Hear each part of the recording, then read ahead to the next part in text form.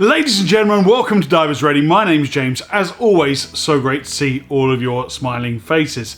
Now, we've just got enough time for a quick channel update, and it has been a while, so it's overdue for me to give you some of the behind the scenes, some updates of what we're doing here at Divers Ready. And as always with our channel updates, to make sure there's value for all of you guys watching, I will do my Dive Instructor Q&A with some questions that have been picked from people in the comment section of the videos that we've already posted. So, lots to talk about, starting with, we just executed a fantastic and highly successful sardine run. Thanks to everyone who watched the, I don't know, we can call it Run Sardine Run 2 video or whatever. It's just a compilation of footage, a very, very short film. I think it's about 8 or 10 minutes of the sort of highlights of what we saw on the sardine run in South Africa last month. Absolutely phenomenal, really, really classic action. Tons of sharks, tons of dolphins. We had humpback whales swimming under us, and we will be going back to South Africa in 2025. So stay tuned for the channel. Later in this video, I'll be giving you a few more updates on exactly how we're going to approach dive travel moving forward. So stay tuned for that one. But after the sardine run, I was flying home via Zurich. I got a little bit of a layover in the town of Zurich. So of course I got to hang out with my co-conspirator, Mr. Matthias Lebo, of the Matthias Lebo Underwater Film School channel. And we got to hang out and talk about all the dive travel that we've got planned, what we're doing with the across the ocean stuff, and yeah, pretty much just kind of keep each other sane. It's just good to check in with him and have a cup of coffee every now and then. And you know, we're very much excited for the fact that in a few months' time for our Philippines trip, which Matthias and I are co-hosting, we actually get to dive together for the first time. It's pretty weird that we have two diving companies and we've been collaborating and working together for nearly 3 years now, and now we're finally actually going to get in the water in the same place at the same time together. So we're very, very excited for that, and we can't wait to bring you the footage that we're going to shoot in the Philippines and all the hints and tips that go along with that. So news from Matthias is that his learning to film underwater online class has been greatly reduced in price, down to 99 euros. So that's absolutely phenomenal. Plus, Divers Ready family can still get 20% off using the code Divers Ready. So I will put the link to that course in the description of this video below, and you can go down there, check it out. And now it's reduced even more, down to like 79 euros and change. So enjoy that one.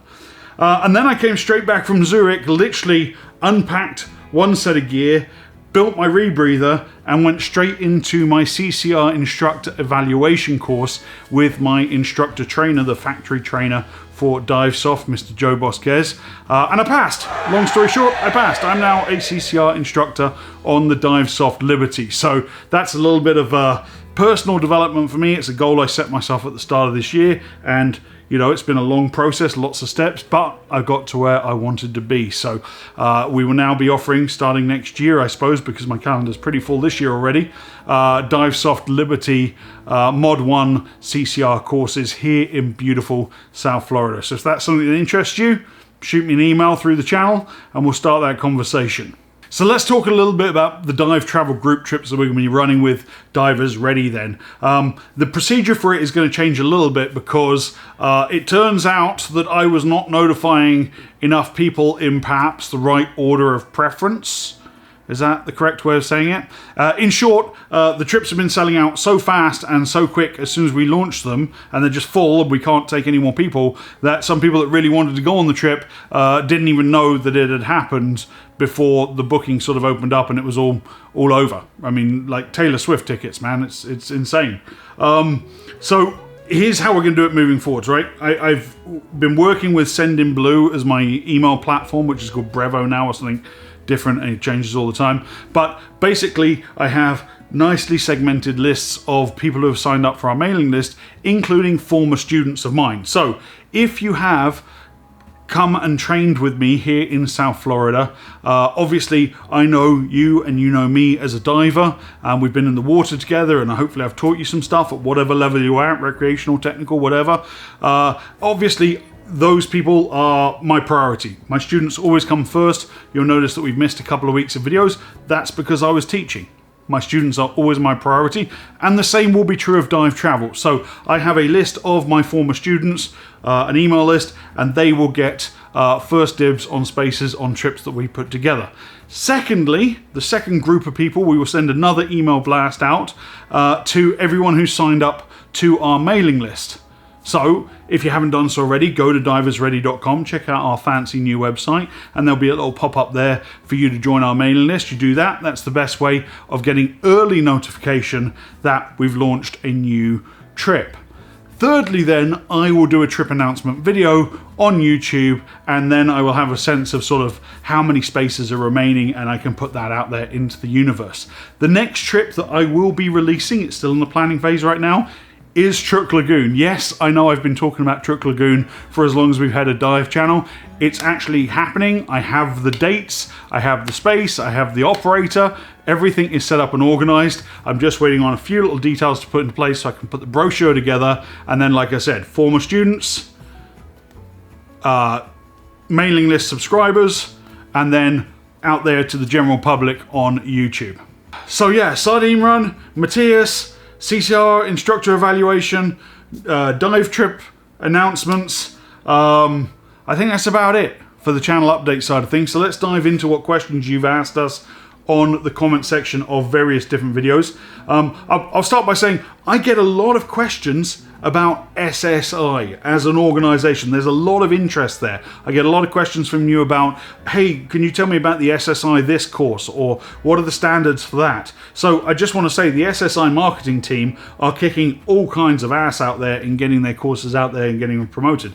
Sadly, I am not a good person to answer your questions about SSI courses, standards, membership, etc. because I've never been an SSI instructor and I've never ever taken an SSI course. So I don't really have the information to share with you, but it seems like they are bubbling and boiling and absolutely trending right now. I'm just looking at my computer screen here with all your questions. At Real Workouts for Real People 5041 asks, I'm curious as to why when diving in Florida I was told I either should buddy up with another diver or should hire a guide because regulations require dive masters to remain topside. It was particularly surprising to hear in the case of diving a big wreck such as the Vandenberg in Key West. Okay, so I think there's a misnomer in the question, or whoever gave you that piece of information misspoke, right? Regulation required dive masters to remain topside. The dive master is often doubling as first mate on the dive boat. So they're pulling double duty because they're checking divers in and out of the water, but they're also the captain's assistant on the charter. So for any boat that carries more than 6 paying passengers, they're required to have a mate, a first mate on board in order to operate commercially. So in that instance, that's probably what was happening. If you're going out to the Vandenberg and you're with a commercial operator and they have, 14 or 20 divers on their boat, as is common here in Florida, then they need to have at least 2 crew members. They need to have a captain and a first mate assigned according to Coast Guard regulations. So I believe that's what you're talking about there. Other operators will also have a captain, a first mate, and a complimentary guide in the water, or you can pay to go with a guide, or they will offer you the Insta-Buddy scenario. Nightmare, we've made videos about that already. But I think that's the question there, is that you're saying dive master, but it's actually the first mate who is required to remain topside to support the captain. I hope that answers your question. At Kevin Malia the Maker asks, I'm going to Malta in September. Any recommendations for someone that has only been diving for 4 years, but is not a technical diver, at least not yet? I have my advanced open water and 45 dives under my belt. Any recommended areas? Yeah, I mean, Malta is not just for technical dives. That's what we did when we were there last April. But there's tons of fantastic recreational diving to be done in Malta. My best recommendation to you, Kevin, is to speak to my buddy Alan at DiveWise Malta. You can check them out online, and he will steer you right, for sure. So enjoy your trip to Malta, buddy. At Jim Mobley 533 asks, have you thought about adding a Garmin InReach or similar item to your kit to act as a personal EPIRB? EPIRB, Electronic Position Indicating Radio Beacon. Whoa. Yes, I have, Jim. I absolutely have, and it's a question I get asked quite a bit. I actually have this Nautilus Lifeline still in its box because I was going to make a comparison video between the Nautilus Lifeline and the Garmin InReach, which you mentioned in your question there, compare and contrast as to which would be best and so on. And Garmin said they were going to send me an InReach, and well, I'm still waiting for it. But so this is in a drawer, and that video will be coming down the line. You have to bear in mind, though, how do I review this? How do I test it? I can't set it off and call the Coast Guard. You get arrested for that kind of behaviour. So it's going to be a very tough review video to do, but it is definitely a product that I would recommend, particularly if you're diving in remote areas. Absolutely, yes. The answer to your question is yes, Jim, yes. At RecWinter912 asks, thanks for the videos, James. Can you talk about cleaners used to rinse dive gear? Does Stearamine work in place of some other dive-specific cleaners? Okay, so Stearamine is a sanitizing agent. It's not a cleaner, it's not a detergent, it's not a soap. It is a sterilizing agent. It's the same chemical that they use in bars when they use the glass sink, and the glass sink has Stearamine in it, and then it's left to drip dry, and Stearamine actually works by killing bacteria as it dries, so you don't rinse the Stearamine off afterwards. But that Stearamine's sole job is to kill viruses and bacteria. It's not going to remove dirt, grime, rust stains, whatever else you manage to get on your dive gear. So you can use a very, very mild detergent, very, very mild. I would just use dish soap if you've got grubby, dirty, muddy gear. Just a very, very mild concentration. The other product that I use sometimes, believe it or not, is if I do have pissy wetsuits that smell a little bit, you can get a product called Sink the Stink, which is designed specifically for wetsuits, but it's basically chemically the same as dog shampoo or puppy carpet urine shampoo.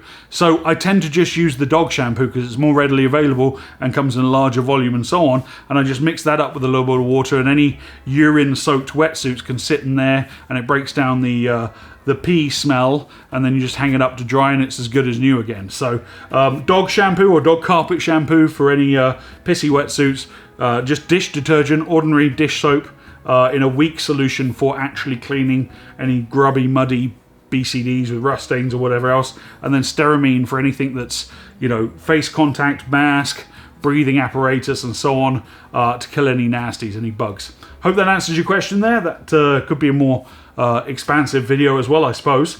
At Henry Slan, or Henry S. Lan, I'm not sure how to break that up, 4610 asks, why do wreck divers typically need to avoid going past the no decompression limit? Well, that's a great question, Henry, and that should have been covered in your open water diver training. If you haven't done your open water diver training, I'm happy to share the answer with you now. Your no decompression limit is the cutoff point at which the surface is no longer available to you without doing mandatory decompression stops. So if you have a problem anytime in your dive up to your no decompression limit, you can make a safe, slow ascent to the surface and have access to ambient air again and positive buoyancy and surface support. Once you go past your no decompression limit, that requires a whole bunch of additional skills, training, contingencies, redundant equipment and so forth, and that's what we call technical diving. So the delineating line between recreational diving, where you have access to the surface, and technical diving, where you do not have direct access to the surface, is called your no decompression limit, and those should absolutely be respected by recreational divers. Hope that answers your question. At ACEM, I don't know, 7749 asks, what cold water temperature range would cold water performance regulators be recommended for? Curious about the upper range. When is frost ice a risk? Thanks so much. Yeah, so ice diving is something that I've done quite a lot of in my past. Hopefully not too much in my future. Maybe a little bit, but yeah, those days are pretty much behind me now. One of the big concerns is using a regulator that can ice up or frost up and actually fail in the downstream position and lead to a free flow massive gas loss, or completely ice up and cause problems with the actual flow of gas coming out. So you have these regulators that are rated for cold water performance. What does cold water mean? That really means in the freezing zone. Okay, so fresh water, we all know, freezes at 0 degrees Celsius. Salt water, seawater, tends to freeze around 6-7 degrees depending on the salinity level. So in that range, up to sort of 10 degrees Celsius is considered cold water diving, where special regulators should be applied. Hope that answers your question. At RobTW1970 asks, so neither the leather nor the knob actually affects the amount of gas used. Is that right? Doesn't change consumption rate. He's talking about the additional features on the second stage regulator video that we put out a few weeks ago. So the lever, the Venturi lever or the breathing assist knob does affect the amount of gas used, not in terms of the flow rate coming into the regulator from the first stage, but it's going to affect the amount of gas that you consume in a number of ways. The breathing resistance, the cracking pressure knob that makes it easier to breathe, is going to give you less resistance and make breathing easier. If breathing is easier, your consumption rate will go down.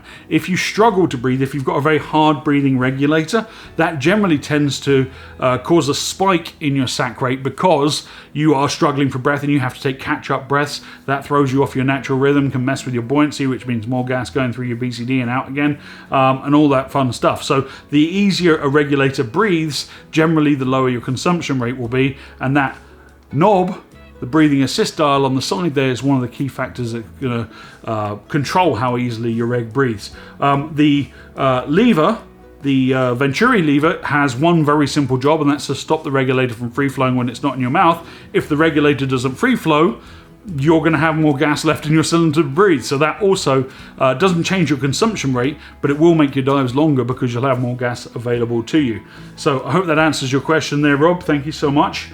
At Spaceman8839 asks, first off, thanks so much for all your videos.